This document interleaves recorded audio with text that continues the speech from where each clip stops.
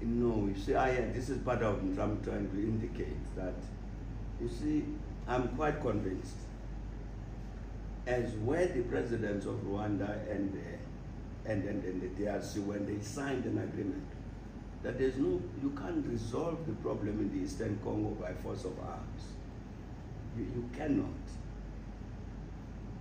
You can send in troops there, and people will die, but it will not solve the problem. So I'm very, very sorry to hear this thing that these people have died from South Africa and other African countries. It really is very important, and that's what I would say if I was asked. Let's disengage the forces. They are there already, okay. Let's at least disengage them so there's no possibility of clashing.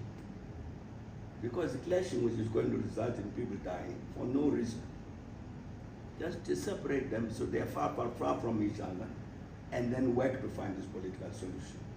And I know I'm very, very glad that indeed President Ramaphosa are very committed to this pursuit of a political solution. And it certainly assured me about that. Very, very committed to finding a political solution. I think that's very, very important. But I think any situation which results in the deaths that you've mentioned should be avoided. It's unnecessary. We're wasting people's lives for no reason.